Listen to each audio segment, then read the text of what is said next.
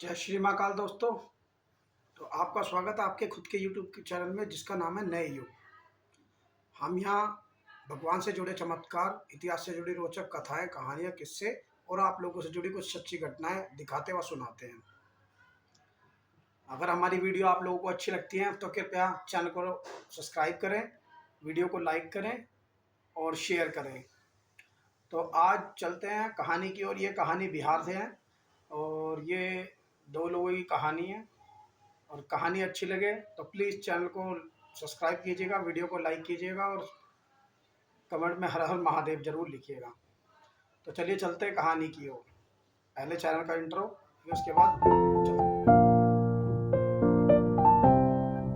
कहानी। हमारी आज की कहानी है ये राजकुमार जी की, जो कि बिहार से हैं और दिल्ली में कमाने के लिए आए हुए हैं। वैसे वो पिछले कई सालों से दिल्ली आ रहे हैं, तो इस बार वो काफ़ी लंबा टाइम अपने गांव में गुजारने के बाद, करीबन 2 साल गुजारने के बाद वापस दिल्ली आए हैं कमाने के लिए।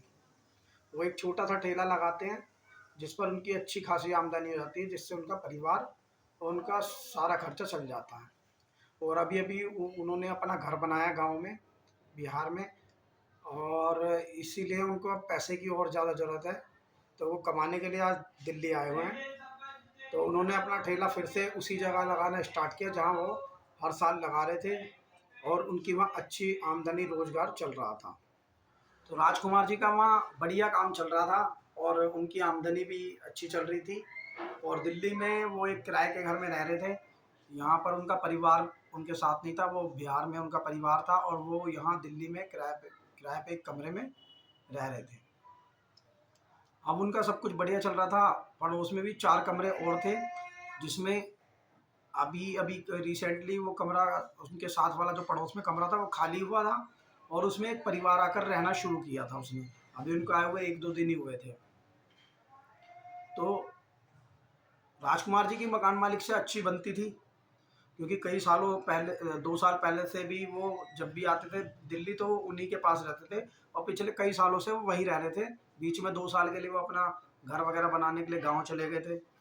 तो अब राजकुमार जी के पड़ोस में एक परिवार आकर रह रहा था और उसी के जो तीसरा कमरा था, मतलब राजकुमार जी से एक कमरे में तो परिवार आ गया और उससे अलग जो दूसरा कमरा था उसमें एक अमित नाम के जो है भाई थे। उनके भाई ही लगते थे, क्योंकि जब एक साथ रहते तो एक दूसरे को भाई मानते हैं या परिवार जैसा ही एक व्यवहार होता है। तो अमित जी भी अकेले ही रहा करते थे, वो भी एक ऑफिस में अच्छी नौकरी पर थे। और उसके बाद जो चौथा कमरा था उसमें कुछ 4 लोग इकट्ठे रह रहे थे और ये एक 4 कमरों का यहाँ जो है कॉमन सा एरिया था और वो सभी अच्छे तरीके से वहाँ रहे थे। तो राजकुमार जी अपनी ठेली रोज अपना सुबह में तैयार वैयार करके ले जाते थे। उनका जो ठेला था वो खिलौनों का ठेला था, वो खिलौने लगाया करते थे और काफ़ी अच्छे और कॉस्टली खिलौने हुआ करते थे उनके पास, जो वो लगाया करते थे ठेली पर, और उनकी अच्छी आमदनी हो जाया करती थी। सब कुछ देखते देखते अच्छा चल रहा था। कई महीने दिल्ली में बीत चुके थे। जो साथ में परिवार था, जो अभी आया था नया नया, उनका भी एक जूस का ठेला था, वो जूस लगाया करते थे और वो पति पत्नी थे, उनके कोई बच्चे वगैरह नहीं थे। तो अभी कुछ महीने बीत चुके थे तो अब जो है राजकुमार जी की कुछ तबीयत अचानक थोड़ी थोड़ी ख़राब होने लगी। मतलब उन्हें फीवर आता और बहुत इतनी तेज़ फीवर आता कि वो उठ भी नहीं पाते थे और उनके पास कोई था नहीं। तो वो डायरेक्ट अपने मकान मालिक को कॉल किया करते थे, मेरी तबीयत ज़्यादा ख़राब है, कृपया आप आकर मुझे हॉस्पिटल ले जाएंगे, मुझसे उठा भी नहीं जा रहा और मेरी आवाज़ भी बहुत कम निकल रही है। तो मकान मालिक भी अच्छे आदमी थे, वो आए और उनको ले जाकर हॉस्पिटल में उनको दवाई ववाई दिलवाई और वो 2-4 दिन दवाई लेकर ठीक हो गए। अब राजकुमार जी पहले की तरह अपना ठेला वहीं लगाते अपना काम, लेकिन अब वो देखते कि काम जो है पहले अच्छा चल रहा था और अब अचानक अचानक धीरे धीरे काम थोड़ा हल्का पड़ने लगा है। वो सोचने के शायद सारी मार्केट ही मंदी है, तो मेरा भी काम इसीलिए थोड़ा मंदा है, मुझे इसके साथ कुछ और भी कर लेना चाहिए। तो उन्होंने उसके साथ जो है लेडीज़ के श्रृंगार का सामान भी रखना शुरू कर दिया, जैसे बिंदी, लिपस्टिक, पायल, आर्टिफिशियल गहना, हार वगैरह, ये सब रखने उन्होंने खिलौनों के साथ में शुरू कर दिए। और वो देख रहे थे इतनी इतना सामान लाने के बाद भी उनकी दुकानदारी और पहले से कम होती जा रही है, और उनका स्वास्थ्य भी धीरे-धीरे पता नहीं क्यों बिना वजह, क्योंकि उन्होंने कई बार रिपोर्ट भी कराई है अपने ब्लड टेस्ट की, उसमें कुछ नहीं आता था, नॉर्मल आती थी, और बिना वजह उन्हें फ़ीवर आया करता था, जिसके कारण कई बार उन्हें काम से छुट्टी करनी पड़ रही थी। ये बात वो अपने गाँव में भी अपने परिवार को बताया करते थे, अपनी वाइफ़ से सब कुछ शेयर किया करते थे कि इस तरीके से मेरे साथ आज ये हो रहा है, आज वो हो रहा है। तो पत्नी ये सोचती थी कि शायद इतने साल बाद उन्होंने मेहनत करना शुरू किया, शायद उसका भी हो सकता है, या वहाँ दिल्ली में मौसम अब थोड़ा गड़बड़ा रहा है, गर्मी ज़्यादा है, इस वजह से भी शायद ये फ़ीवर आ रहा होगा, आप ध्यान रखें और डॉक्टर को दिखाते रहें। अब ये चलता रहा, एक दिन क्या हुआ, रात के जैसे वो रात को लेट आया करते 10 बजे के आस-पास, वो अपनी ठेली वगैरह खड़ी करके और उसके बाद ही अपना खाना वगैरह बनाया करते थे, तो रात को उन्हें 10, 11, 12 बज जाया करते थे। तो वो करीबन खाना खाने के बाद वो बस लेटे ही थे, तो उनको अचानक ऐसा लगा जैसे कि उनके हाथ-पैरों ने काम करना ही बंद कर दिया है, राजकुमार जी ने। राजकुमार जी ने आवाज़ मारने की या कोशिश की, लेकिन उनकी अब आवाज़ भी नहीं निकल पा रही थी, और उन्हें ऐसा महसूस हो रहा था कि उनका दिमाग उनके कंट्रोल में ही नहीं है। और साथ-साथ उन्हें ऐसा भी लग रहा था कि जैसे उनके शरीर पर उनका कंट्रोल ना होकर एक शून्यपन उनके दिमाग पे और हाथ-पैरों में छा सा गया है। और वो रात से ही और शाम तक ऐसे ही पड़े रहे। अब शाम को यहाँ अमित जी आते हैं, और वो देखते हैं कि सुबह जब वो गए थे कमरा तब भी ऐसे ही, मतलब अंदर से बंद है, बाहर से खुला हुआ है, और अब भी कमरा ऐसा का ऐसा ही बंद है, क्योंकि सबसे पहला कमरा राजकुमार जी का। तो अमित जी जैसे शाम को आते देखते हैं, और उन्हें थोड़ा महसूस होता है, थोड़ी चिंता सी होने लगती है, तो वो दरवाज़ा खटखटाते हैं कई बार। शाम हो चुकी थी, करीबन 7 बज चुके थे, तो कई बार खटखटाने के बाद राजकुमार जी दरवाज़ा खोल ही नहीं पाते, क्योंकि वो अनकॉन्शियस से, लगभग अनकॉन्शियस से पड़े रहते हैं। सिर्फ़ वो देख रहे हैं और सुन रहे हैं, बाकी कुछ नहीं कर पा रहे वो। तो अमित जी को यहाँ बाहर चिंता होने लगी, और कि शायद कुछ गलत ना हो गया हो अंदर, तो उन्होंने ज़ोर-ज़ोर से दरवाजे को पीटना शुरू किया, और पड़ोसियों से बोला कि मकान मालिक को कॉल कर दो, वो भी आ जाएँगे, क्योंकि ये कमरा खुल नहीं रहा है और मैंने काफ़ी देर से इसको पीट रहा हूँ। तो पड़ोसी, जो वो परिवार था, उसकी जो लेडीज़ थी, वो सिर्फ़ मकान मालिक को फ़ोन मिलाने का एक नाटक सा करती है कि हाँ, मैं मकान मालिक को मिला रही हूँ, आप दरवाज़ा तोड़ो। तो वो झटके से अमित जी जो है दरवाजे में लात मारते हैं 2-3 बार, दरवाजे की कुंडी अंदर से टूट जाती है और वो दरवाज़ा खुल जाता है, तो देखते हैं कि राजकुमार जी अनकॉन्शियस से पड़े हैं, सिर्फ़ उनकी आँखें चल रही है, बाकी सब वो ना उठ पा रहे हैं, ना कुछ है। उन्होंने कई बार कोशिश करी उनसे बात करने की, लेकिन वो कुछ बोल नहीं पा रहे, तो वो फटाफट उठाकर उन्हें, वो देखते भी नहीं, ये देखते कि मकान मालिक अभी तक आया, वो उनको उठाकर सीधा नीचे ले जाकर और सीधा हॉस्पिटल की ओर चले जाते हैं।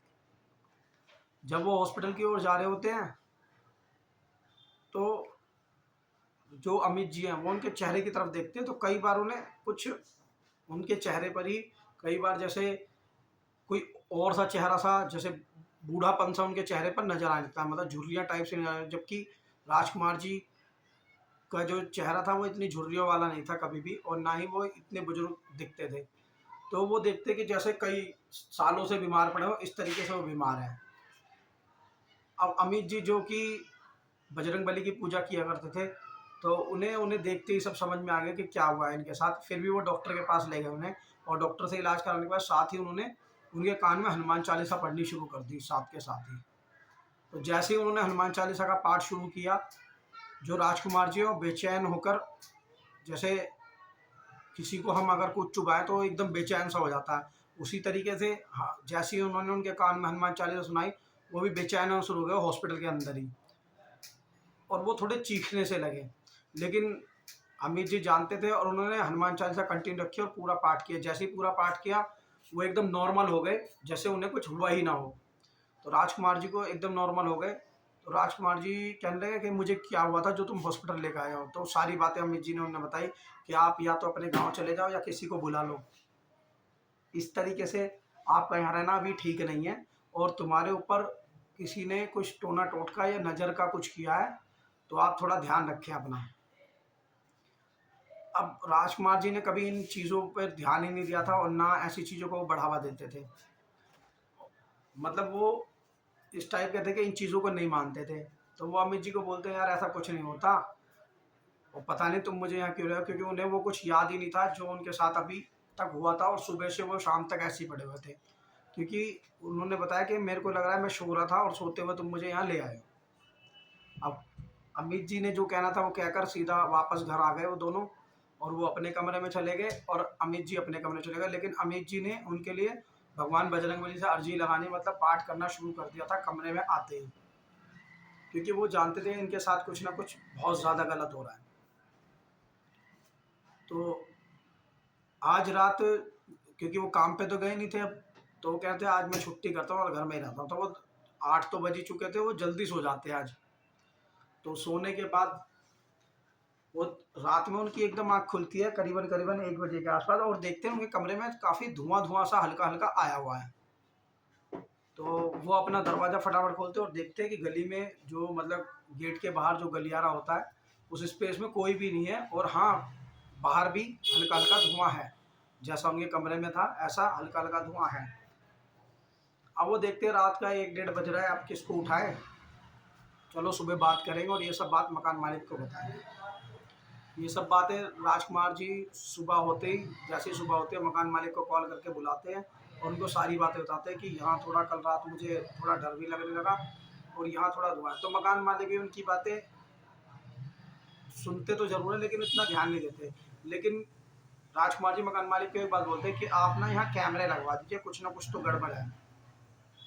तो बाकी चीज़ों पर तो उनके मकान मालिक ध्यान नहीं देते, लेकिन जो उन्होंने कहा ना कैमरे लगवा दीजिए, तो मकान मालिक ने नेक्स्ट डे कैमरों का इंतजाम कर दिया और वहाँ कैमरे लगवा दिए। कैमरे लगवा दिए गए, लेकिन मकान मालिक उनको चेक नहीं कर रहे थे, मतलब बस लगवा दिए थे और स्टोरेज में था। अब नेक्स्ट डे जब वो काम पे जाते हैं, आज भी काम हल्का होने की वजह से राजकुमार जी परेशान थे और आराम से अपने ही ठेले के पास बैठे हुए थे, और जैसे लोग बाग कोई जानकार होता तो उनसे बैठ के बात करने लग जाते, तो वो बता रहे थे कि यार इस तरीके से मेरे साथ हुआ और पता नहीं क्या हो रहा है, और अमित ने ये सब बताया मुझे कि इस तरीके से हुआ है, मैं तो बात को मान नहीं रहा और अभी मेरा काम भी पहले की तरह चल नहीं रहा, तो सोच रहा हूँ कि वापस घर ही चला जाऊँ। तो इतनी बातें करते हैं और फिर रात को वापस अपने घर आते हैं, और आज की रात भी उनके साथ जैसा पहले हुआ था सेम ऐसा ही होना शुरू होता है, लेकिन इस बार जो है वो उसको भूलते नहीं है। उनको रहता है कि हाँ मेरे साथ कुछ हो रहा है और मैं, मेरे दिमाग में दोबारा सुन्नपन हो रहा है और मेरे हाथ पैर सुन्न हो रहे हैं। इस बार उनका दिमाग में कंट्रोल उनके पास ही होता है, मतलब वो कंट्रोल से बाहर नहीं होते और सुन्नपन कंटिन्यू उनके यहाँ शुरू हो जाता है। इधर अमित जी को आभास हो जाता है कि उनके साथ फिर कुछ गलत हो रहा है, और अमित जी तुरंत अपने कमरे से निकलकर सीधा उनके कमरे में जाते हैं। सुबह सुबह ही वो काम पे जा रहे होते हैं, आभास होने पर सीधा वो उनके कमरे में जाते हैं और दोबारा उन्हें एक हनुमान जी का वो चित्र लेके आए थे राजकुमार जी के लिए, वो उनको दिखाते हैं। तो राजकुमार जी सीधे एकदम खड़े हो जाते हैं हनुमान जी के जो है चित्र देखने से ही। तो वो कहते हैं कि, और वो बताते हैं अमित जी को इस बार राजकुमार जी खुद कि हाँ इस बार मुझे महसूस हुआ और कुछ ना कुछ मेरे साथ गलत है और मैं अपने घर जाता हूँ। ये बातें उनका वो जो परिवार आया हुआ था साइड में, वो भी सुन रहा होता है। वो आते हैं कि मकान मालिक को बुला दो, मेरे मेरे पास पैसे नहीं है। वो अमित जी को बोल रहे थे राजकुमार जी कि मेरे पास अभी इतने पैसे नहीं है कि मैं घर जा सकूँ अपने, तो आप मकान मालिक को बुला दो, मैं उनको ये सामान देकर और मैं उनसे घर के लिए पैसे लेकर चला जाऊँगा।